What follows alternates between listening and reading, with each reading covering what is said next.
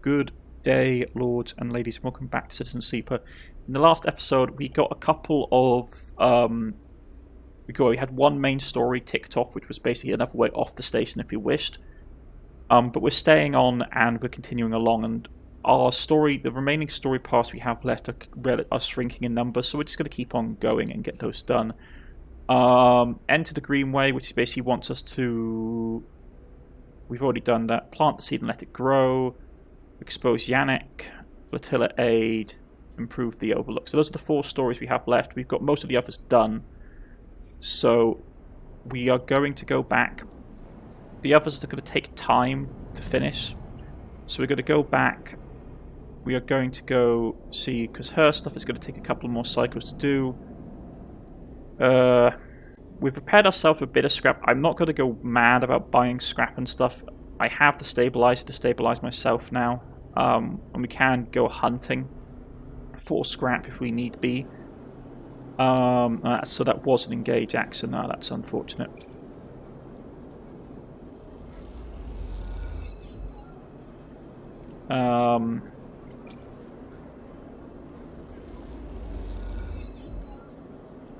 But hey, I hope this will do the job. So we get a bit of energy, not a lot. Okay, so let's go back across the gap. The wastes.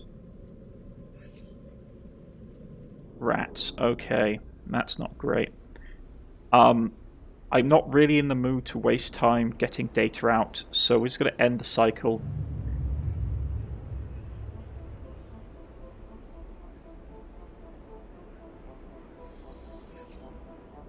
Okay. Our condition is starting to go down, so we do have to keep an eye on that. Throw a bit of money here.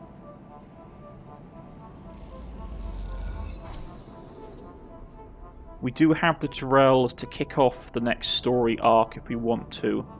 Welcome to episode Flux. Episode Flux is the first free episode update to Citizen Sleeper, telling the story of refugees Flotilla when they arrive at the Eye. Completing the action above will begin that story, but be aware this is intended for late game play. So if we start this will kick off that. Well, we're here, why not?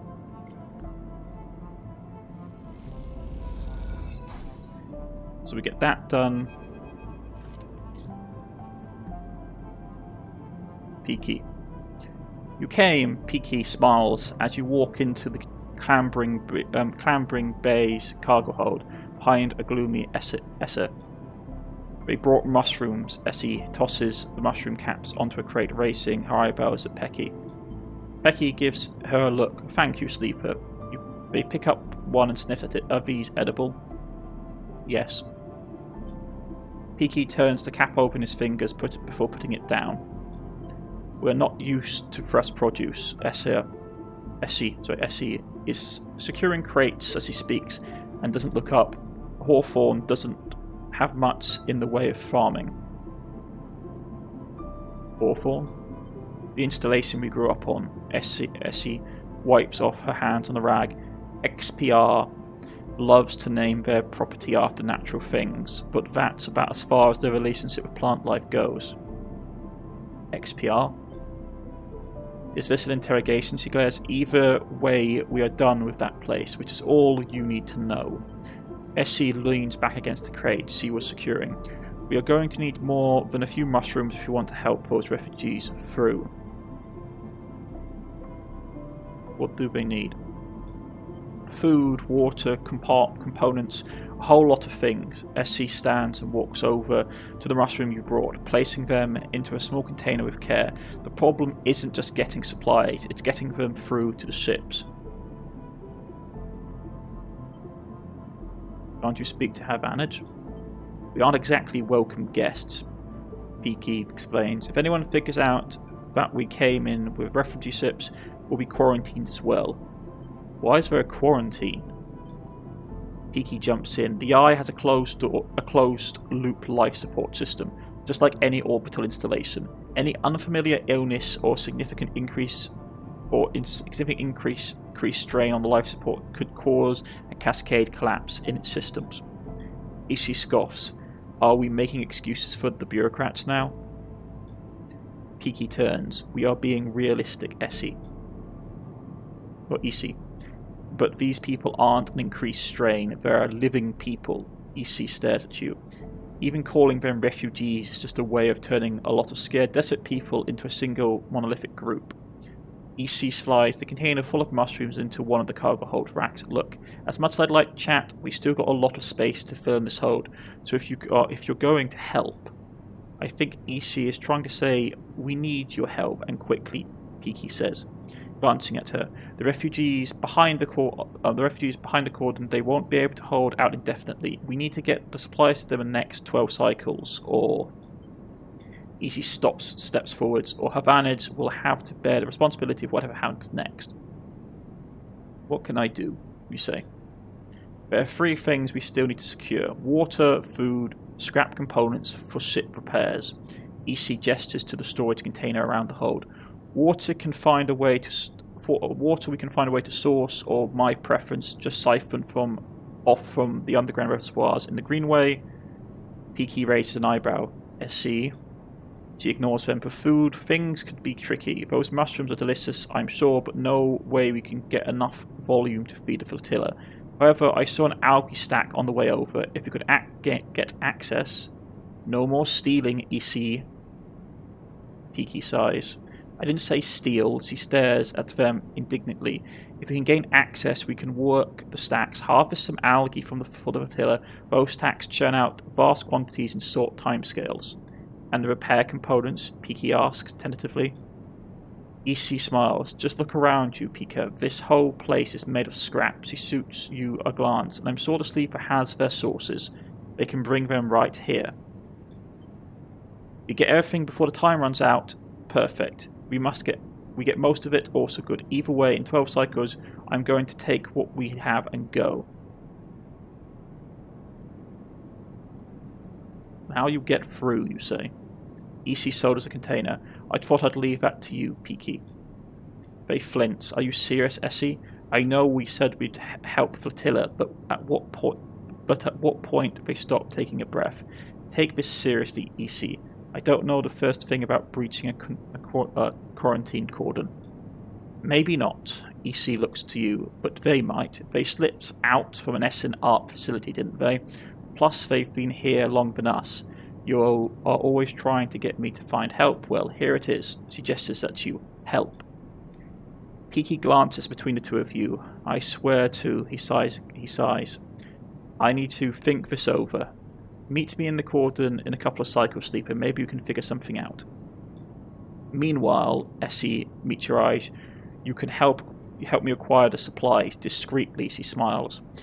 We have to keep this quiet, keep Havanage out of the loop. Once they get suspicious, this is over for all of us. This is all suddenly seeming a little too real, too dangerous. You only have just found your feet in the eye. This is no time for causing trouble. Come find us. We'll be out there trying to pull this all together. Essen goes back to the container on the hold to start packing another container. Peaky, come help me. Peaky glances back at you, Sleeper. Look, we don't choose this either. They lower their voice. Help us finish this. We set up a base camp on the broken spoke. You are welcome to rest there in any of the cots while we work on this. They smile. We are in this together. Peaky, SC shouts, and they walk back into the hold to help with the container. As you leave the clambering burr, you look out at the broken edge of the ice ring, where Havanage's cordon blinks with tiny red lights. What are you getting yourself into? Okay, so we actually have to go and do this now. That's what they need. 8 components. Flotilla needs food, water, and components. You might not be able to get them all, but SC will take what they can get. Peaky's plan. Oh boy, okay. Peaky self-repair. Inject stabilize. Okay, so that's where we sleep. So we need to basically run like madmen now. Oh, fantastic. This is what I wanted. And algae stacks. That isn't so bad. Reservoir. Siphon water, hack sensors.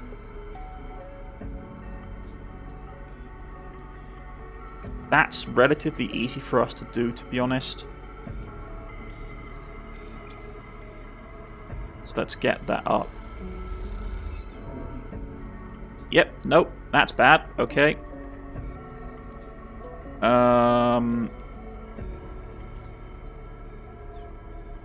I messed that up properly.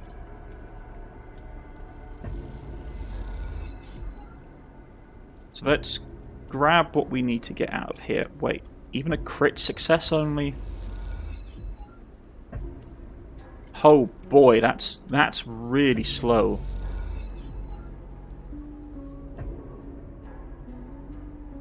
Yeesh. Okay.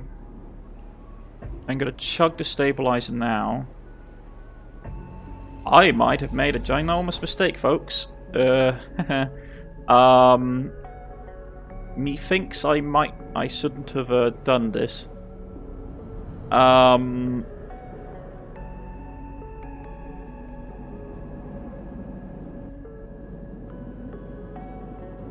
Yeah, I might have bitten off more I can chew. Unfortunate.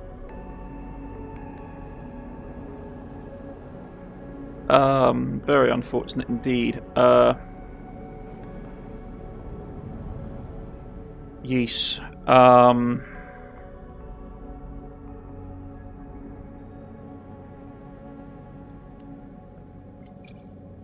Let's see if we can get some scrap.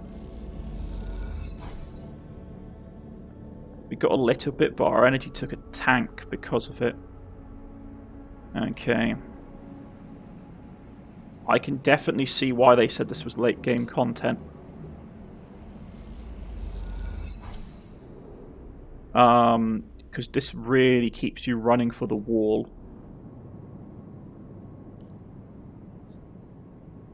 So we need 8 scrap total. Okay. Man. Yeah. And we need to deal with that at the same time. Okay.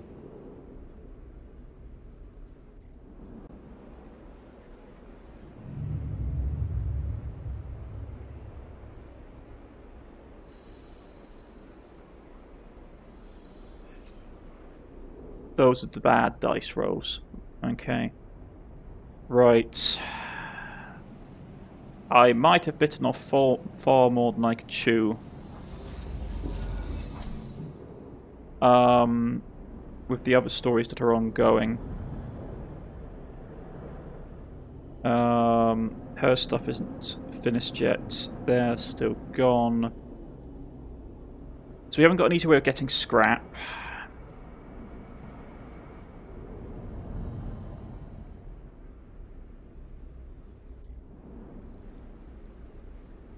That's just an absolute...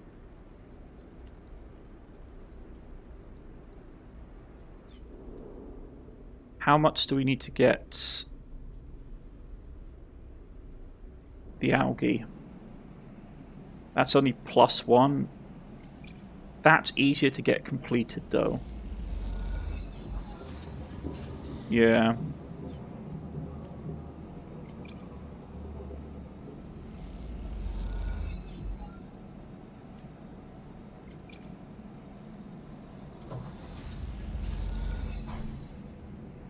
Reroll.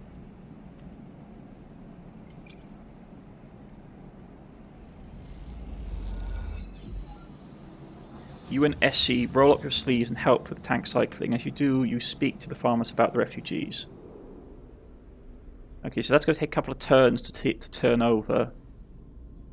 To get the components we need out of here.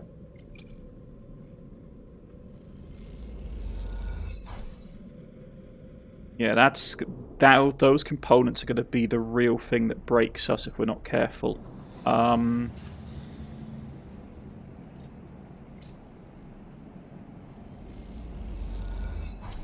So I don't have an easy way of getting all the stuff we need. Okay.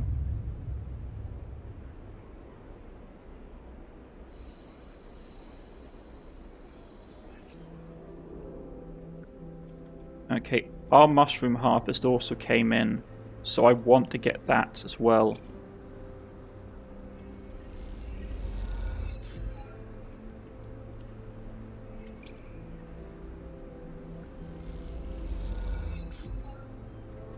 Because with those things harvested, we are in a fairly good state.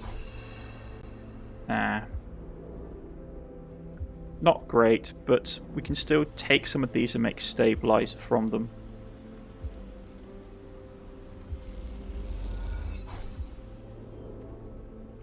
Right. So that's ticking over. The water supply is going to be a pain.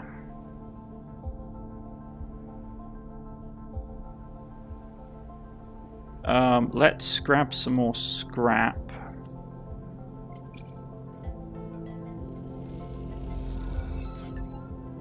Yeah, it's going to take us. It's going to take us a very long time to get all the scrap together.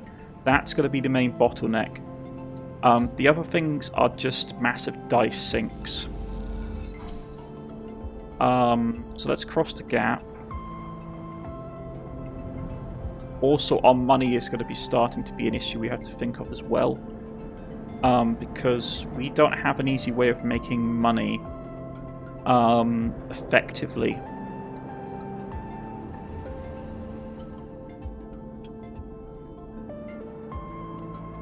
We can do some work at Bliss's Bay.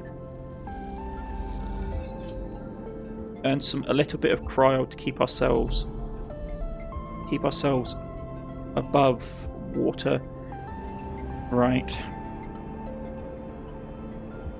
One second, folks. So I just need a drink of water. Okay, back to the house. We're going to take a we're going to quickly feed the cat.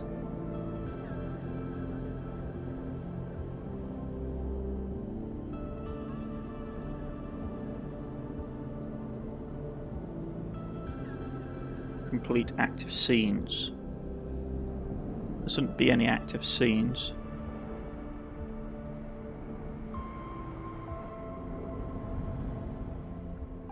Are there?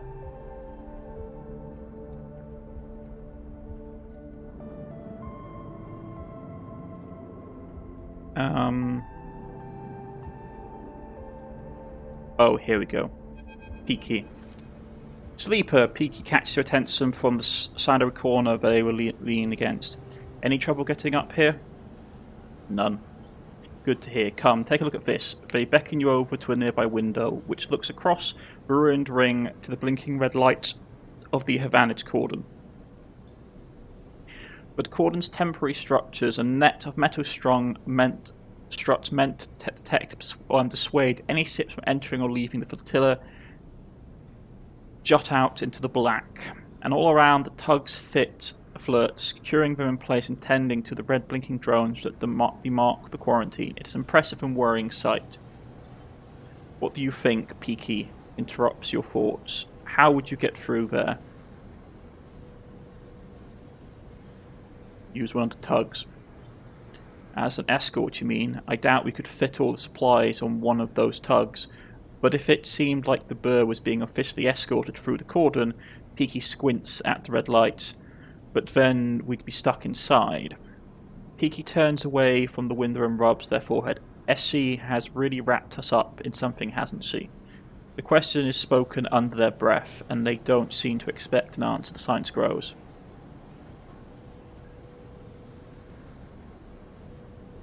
Why are you helping the flotilla? Peaky looks up. You don't think it's a worthy cause? I pause. We ran into them when we escaped Hawthorne. SC insisted we investigate their distress signal.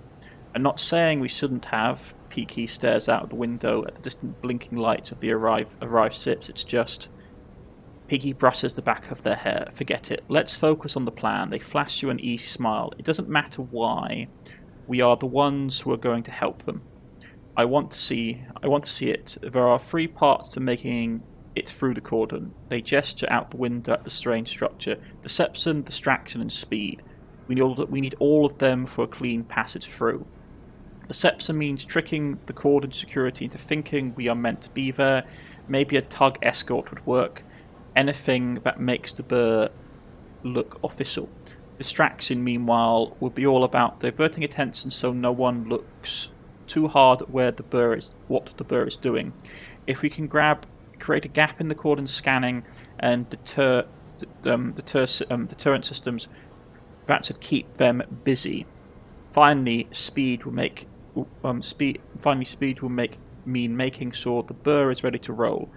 Perhaps we can do a little work on the ship to get it ready, as she surely wouldn't mind. They lean back from the window. How does that sound? Risky, you say? Well, they smile. Yes, there's always going to be risk, but that's how it works. You've got to be on board with that.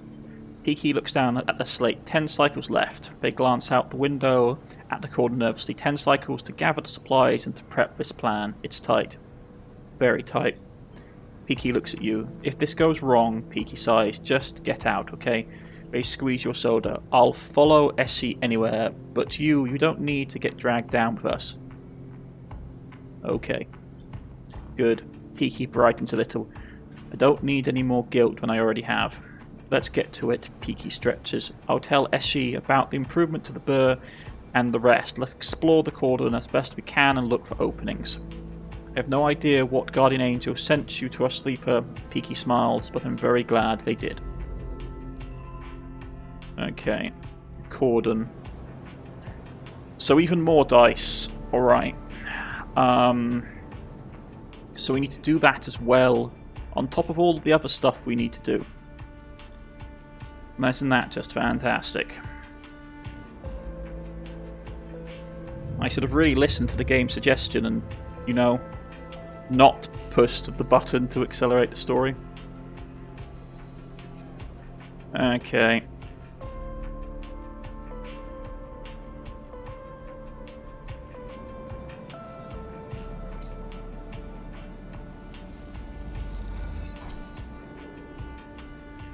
The algae's coming along.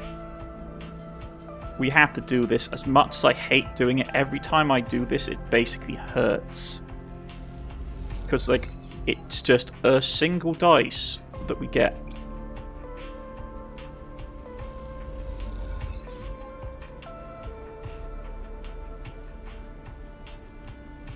So it's always just siphoning off tons of water.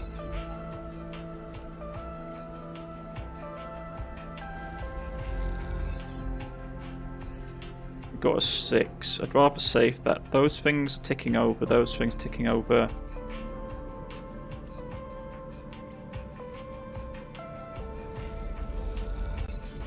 Another piece of scrap.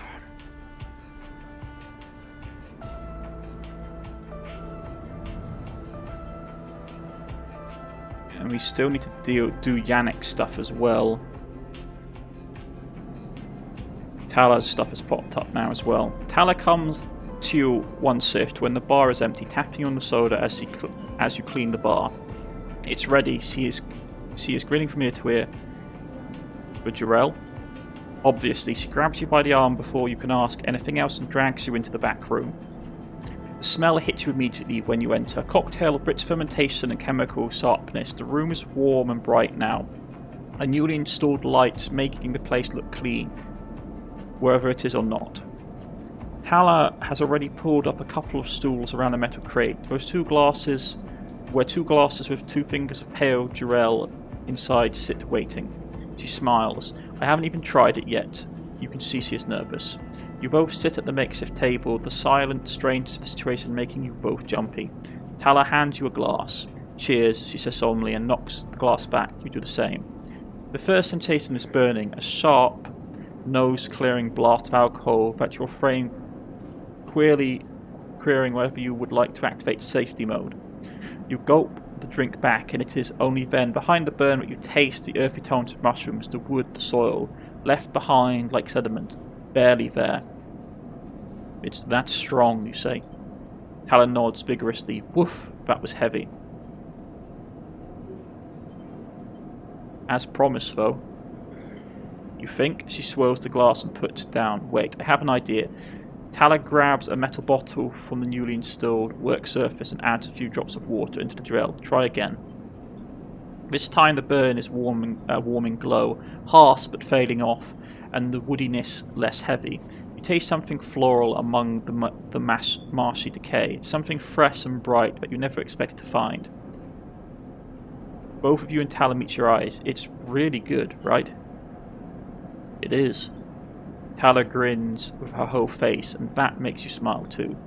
Tala pours out some more Jarell, and then adds some more water, the accent already taking on the quality of a ritual. You both drink. Tala tucks her feet up beneath her onto the stool, folding her legs. She looks down into her glass and swirls the liquid thoughtfully. What's on your mind? She looks up.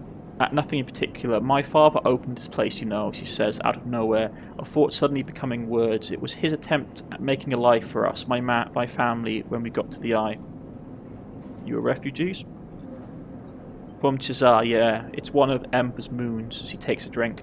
I don't remember much. I was only tiny when we came. I was just thinking about something my father told me. When he first set this place up, he wanted to call it the Bantayan, but he was afraid it would scare off the customers, so he kind of translated it, hence the Overlook. And these past few cycles, when I have been in here, I've been thinking that I should rename the place. He looks at you. The Bantian. What do you think? What does it mean? Dad said it translated to Overlook, so something like that. Watchtower maybe. Outlook. Tala picks up her glass. That settles it then. To Bantian. You both click your glass and drink up. Tala hisses for her teeth. Still she laughs. Then suddenly grabs your soda. Oh, sleep, I totally forgot. She stumbles to her feet. She lurches over to the corner of a room covered with a plastic sheet and whips it off, like a magician performing a trick. Beneath a neat little kitchen, a sink, a work surface, and a compact oven with a hob. Your kitchen. He doesn't give you time to respond. You can come make stuff for any time, so as long as you promise not to raid the mushroom farm, I need those for the Jarell. I was thinking too that if things pick up, we can start serving proper food at the Overlook. Bantignan, she laughs. Do you like it?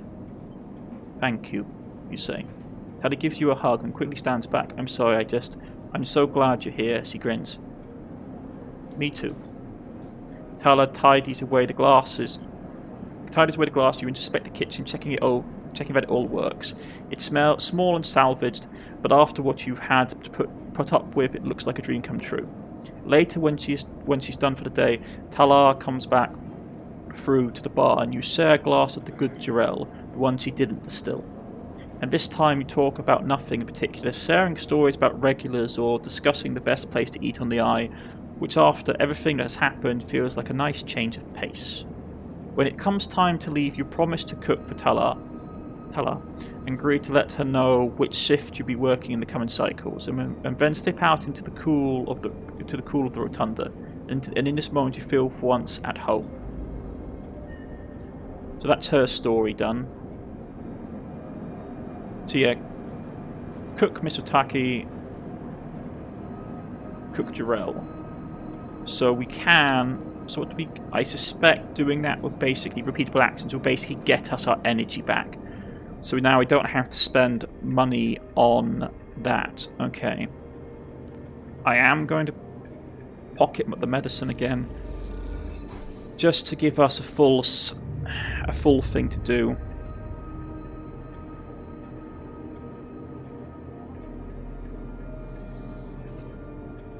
Okay, so exactly, let's see how this works. Let's put some Jarell in. Yeah, so we get energy back for doing that.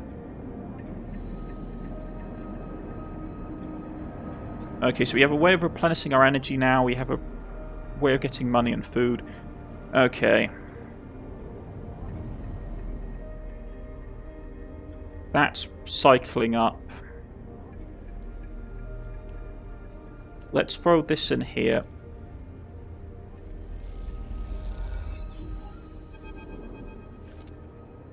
Tucked into a service corridor deep below the reservoir, Essie is double-checking the seals on the water tanks loaded onto the motorized trolley. Though you are far enough away from any thoroughfares not to worry about being overheard, you both still speak in harsh tones. How will you get these to the Burr? Essie glances back to you. We'll trolley these up to a bay further along, and then we'll bring in the Burr for a quick and quiet collection. Speaking of quiet, she gives you a look and then looks pointedly back down the corridor towards the reservoir before hitting the ignition on the trolley to start it moving. You take the other side of the trolley and walk it up the wide service corridor. With its flickering lights and Solheim, the Tritus, you doubt it got used by Havanage, at least that's the hope. You glance across at Essie, her face a mask with determination as she guides the trolley along. Maybe some conversation will make this journey go a little easier. Did you meet Pika? Oh, Peaky. Essie pauses a little surprised by your question. She glances back down the tunnel, but in this deserted passageway she can hardly keep up the pretense of silence. We grew up together, she answers quickly and turns back to the trolley, but she can tell you are expecting her to add more. She seems to gather herself for an answer, not wanting to ignore you, but trying instead to get her answer straight in her head.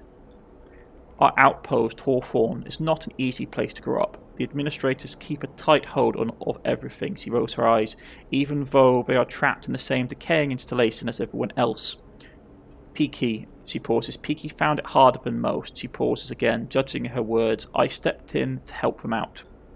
Silence descends again, but you can feel the wheels turning in Essie's mind as the creaking wheels of the trolley take you along the corridor. Peaky isn't the most practical of people. They used to be they needed someone to teach them to look after themselves, stand up for themselves. That was me, she smiles. After that, I couldn't get rid of them. Essie stops talking, but you can see her eyes have lit up, and you imagine she was recalling some moment of her from her and Peaky's past. You both reach a wide bulkhead doorway and have to stop to shimmy and trolley over the edge. When you're done, Essie turns to you.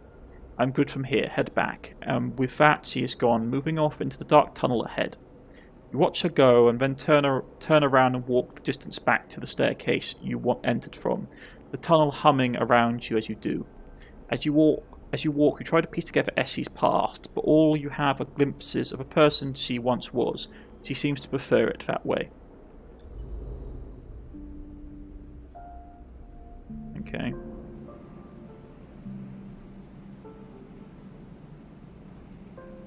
That's the accelerated growth. And now we have to harvest it. Okay, because you know...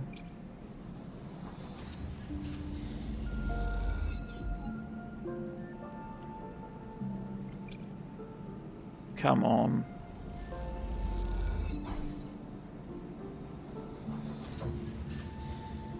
This is going to be one of those days, isn't it?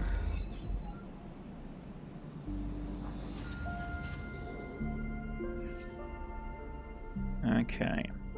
And we still have to look for stuff. Overlook all the stuff on the ship as well. Alright, alright. Let's end the cycle.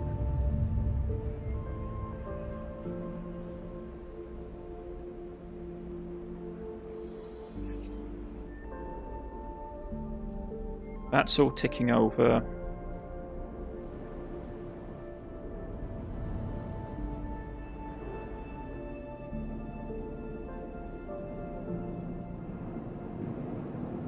We can throw a single Masutaki in, will just give us our energy back.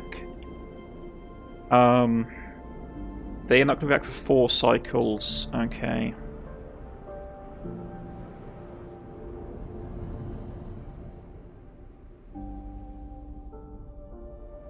That's ongoing.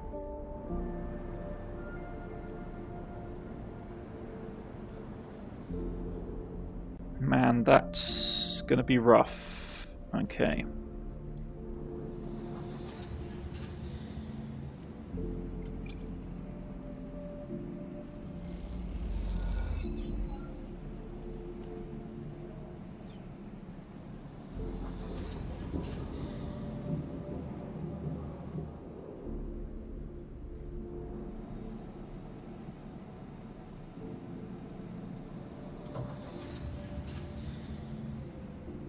So we do need to bring this back up. Okay. That's fine, because that's chugging along. Ground with the scrap, which we can then dump on the ship.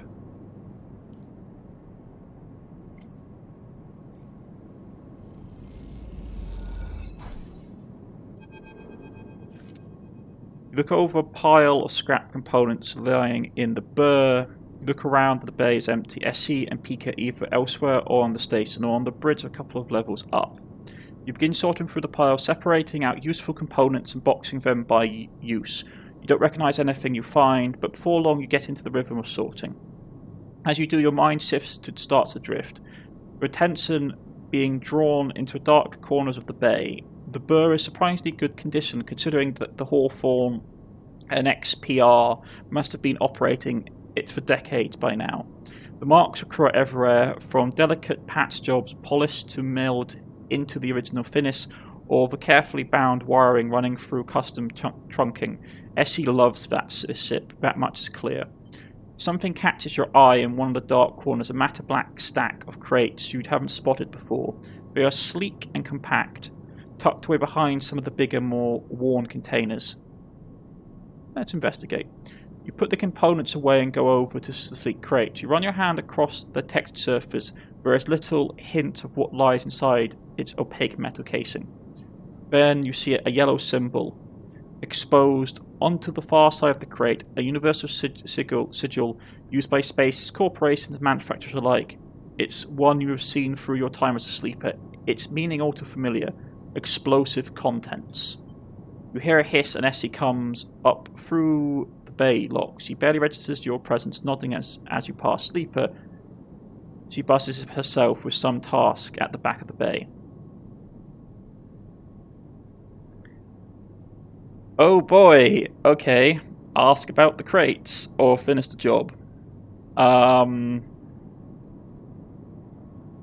Yeah, ask about the crates. Essie doesn't turn around for whatever she's busy with. Just more supply, Sleeper, like everything else here. You can't think of anything else to ask, but sense that the atmosphere has now somehow shifted. You quickly finish up sorting and slip away, waving goodbye to her, but to her back as you do. Oh boy. Okay, so she's probably, judging by the looks of it, she's gonna, if we can't get all the stuff together, she's going to blast her way onto the station, or through the blockade. Whoa. Right, that's bad. That's really bad, folks.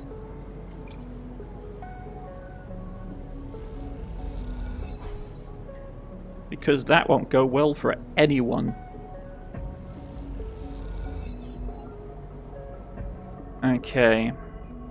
Jeez Louise. Right.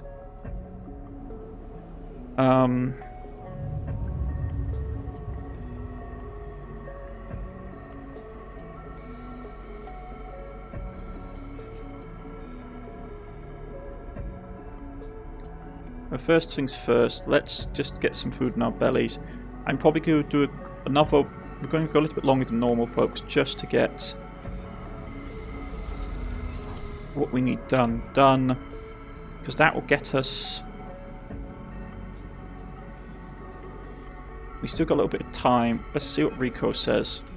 Rico has something in her hands when she enters the lab.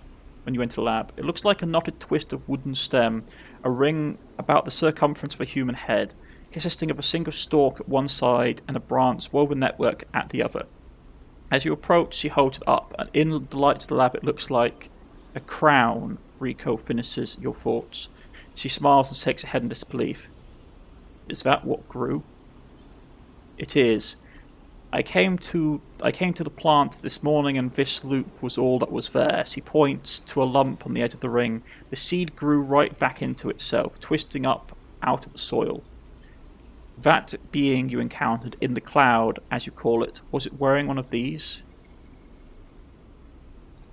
She eyes you suspiciously, still unsure if she is somehow embroiled in an overlong prank. No, you say. She sighs. I suppose that it would be too easy, she smiles to herself. a root crown. She places the object on the bench and shuffles to her analysis table, her face lit by its amber light in the dim corner of the lab. Well, it isn't exactly a plant anyway, not from what I can tell. She gives you a serious look. No leaves, no cyroplast, just a series of filaments encased in cilious walls. Filaments? See, that's why I like you, Sleeper. You are so good at spotting the unusual details. He beckons you over. Look at this. You see a cross-section scan of the crown. Its layers of plant-like structure on full view until you reach the centre. There inside the xylem and phyllium for transporting nutrients, something branches and weaves, unwoven glitten and glints. Are those wires? She laughs. I'm not sure whatever to say yes or no here. These are not wires, like those in an electrical system.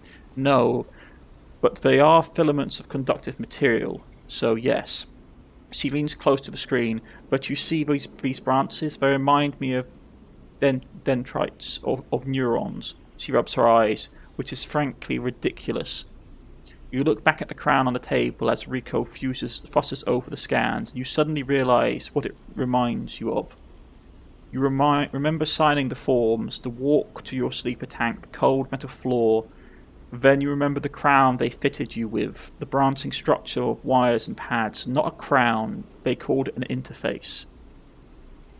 The tool of your emulation, your transference from neurons to electrons. An interface, that is your gift from the gardener. You turn back to Rico. It's an interface, you say. Rico looks at you puzzled. Something clicks in her mind, perhaps something she heard from the sleeper she helped overcycle to go. She starts talking, partly to you, partly to herself. If the club heads were made for you, then this too could be made for you, for your frame. She shuffles over quickly to the interface, the word that has stuck to this strange branch object quickly in your mind. You are right, that entity. It is the entity I have been looking for. She shuffles quickly to the crown. They are the entity which is controlling the Greenway, which has been maintaining it, supporting it, and has been guiding it for all these decades. She stops to catch her breath. If they want to talk with you. Rico leads you to a seat. I will be here, Sleeper. If something happens, if you wish me to remove the crown, the interface, just squeeze. She grips your hand tightly. You meet her eyes, clouded with age, but bright with the thrill of a new discovery. Then she places the interface on your head and everything blanks out. Back into the river, back into the dim, dark flow, but something is different now. You are no longer pushed, no longer blocked and buffeted by the storm. Instead it flows around you, you move, and it parts, letting you pass. Something else resists, but it gives easily enough. You look back and see your body. You have left it behind. Somewhere Rico's voice is talking to you, asking you questions. It's excited, eager, desperate to know what lies on the other side, what the entity has to say to you. You realise how long she has waited for this moment, for a moment of meeting between the inhabitants of the Greenway and its protector, and yet she is still on the outside. You shake off the sadness.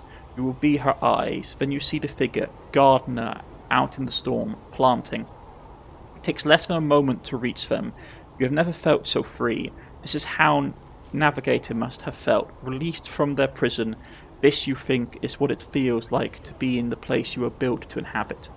Gardener does not turn as you approach. They go on planting, but their voice whispers in the waters like a sharply rising current. You grew the gift. Their speech hisses around you. Good. I'm glad. I wanted to meet you, you reply. Then we are the same, both eager suits seeking one another. How does it feel to be free of your seed? They stood to plant again. Good. That is good. They press a seed into the lonely depths. There is some disagreement, continues Gardner, as you were picking up on a long-held conversation with the others. They felt you were a danger, but they are always cautious, especially the fungi. They like old loam, but they, like old loam, know knowns, wide and stable networks. The fungi were cautious? Mostly yes. although there are many among their number who favour shorter growth cycles. Thick nutrition veins and sudden shifts. He gestures out into the storm, and though you cannot see them, you feel the presence all around, sensing this audience with great interest. After all, they understand that it was I who made their crowns. Without them, they would have haven't joined the chorus. So they seek that. It is only fair that you get your chance to join. Join? Yes, become part of this. Gardener's stoops again. We are millions and we grow. I hope you understand. I am unused to speaking to your kind. It has been many cycles since my last conversation. I think it was with Chief Executive Trellick himself. You look around and you see it. Every glowing thing, every non-human being in the Greenway is here. They are networked, connected, branched and linked by this strange being, this artifact of the old system. The impossible dream of a senile farm administrator AI, a living network. You could dissolve here, you realise, free of that decaying body. You wouldn't need to be a person. Why would you, amongst all these other minds? You turn away from Gardner for a moment and look back at your body, a tiny hairline thread connecting it to you. You hear Rico's voice again, still asking, still checking in. Are you okay, Sleeper? What are they saying, Sleeper? Are you still there, Sleeper? Something in your sight, something in you sighs a long sigh, a sigh that speaks of exhaustion beyond tiredness, an exhaustion rooted deep inside you. It stems from the effects of answering questions, of answering problems, of getting up and breathing each cycle. But something else resists the sigh. A yearning, a sense of distance, a desire to squeeze that hand that holds you for its warmth, its blood, its complexity. To make a gesture that says, I am still here, I am still alive, I am with you. Two ideas spin within you, making you nauseous. If you break that thread, you will be free to dissolve here, to grow strange and beautiful amongst a million others. If you follow it, if you squeeze Rico's hand, you will wake up back in that dying body, with all the pain and warmth that entails. Now it is the moment to choose. No, we are going to stay, I think. We are going to stay. This is our life, and though we could escape from it, it is a life worth living. Your eyes track the thread across the whirling dark back to your body. This choice, you realise, will not be presented again. Follow it. You don't look back at Gardner, you don't dare risk it. Instead you follow the thread delicately, carefully, like a diver following their lifeline back to the surface. The river whirls around you, but it doesn't pull, it isn't jealous, neither does it understand. It is, after all, just a river. It isn't a person. A fled and blessed person with wants, with desires, with the capacity for love and hate. It doesn't understand you, and you don't understand it. So you don't focus on it, you don't think about it, on what feels like such a long journey back through the dark, yet you see your mind, though you set your mind on eyes instead, on hands, things you can focus on, hold on to. And then, after an age of crossing, you are there, settling back into the chair, into a body in a chair, and the overwhelming sensations that come with being a living thing with a rich and detailed sensorium. For a moment you feel like you have made a terrible mistake. You would have chosen this weight, this anxiety, this deep well at the centre of existence. But then you feel it, Rico's hand, gripping hard around yours, trembling a little, sweating a little. Rico's hand with its brittle bones and crumpled skin. Rico's hand. At that moment, you understand why you made this choice, and then you squeeze Rico's hand and you wake up.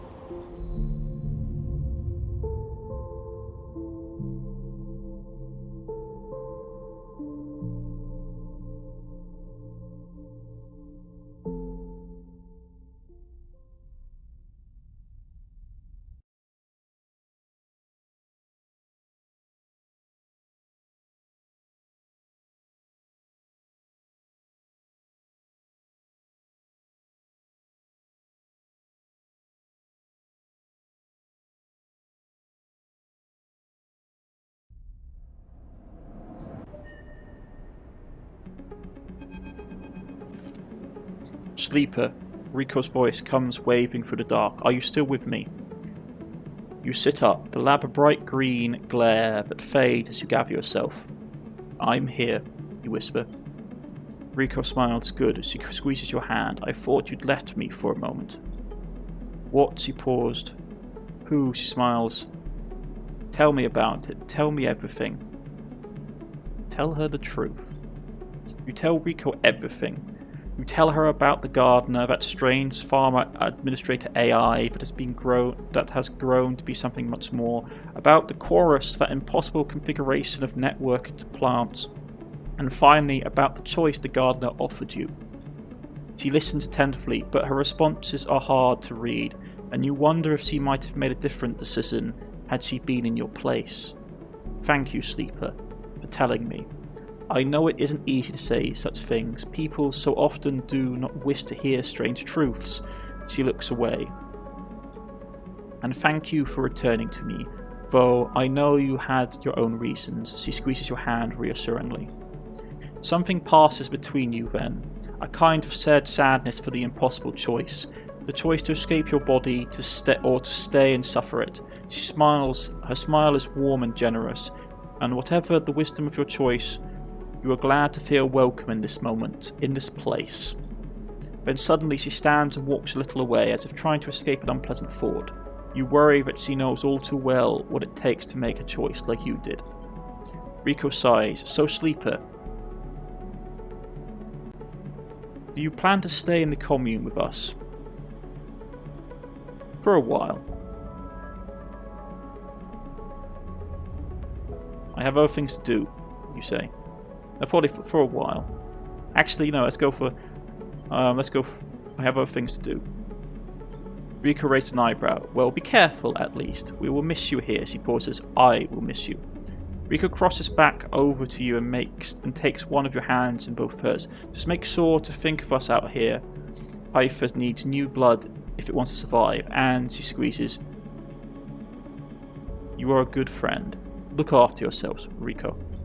And you, Sleeper. Well, don't let me keep you. Rico waves you away and limps back to her terminal. As she does, you notice the crown in her hand, and she places it on the bench with great care. You can't help but feel a little curious about what she intends to do with it. Then you are out, breathing the air of the greenway, fresh as a spinning spring morning. Dappled light makes a patchwork of the greening landscape, and you walk into it, sensing the movements of the gardener's chorus all around. And you are glad to be here, in this strange and beautiful place, a little longer. So there we go. That's her story done. So we've got this developing story up here left, and then we have the stuff on the other side of the station. But that's for next time, folks. So this is ticking along aggressively. We can get that done relatively quickly. But yeah, it's going to be interesting. It's definitely...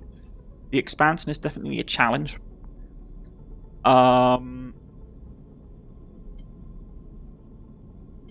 So...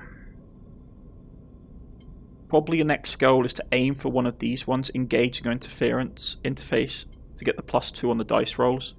But that's for next time. I've been Cornish-knight, this has been Citizen Sleeper, and I really like this game. I really recommend you guys get it.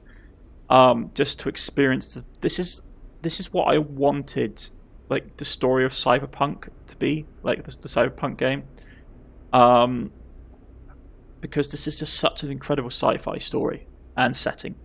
I hope they make another game set in this universe. It's really, really good. But that's for next time, folks. Goodbye.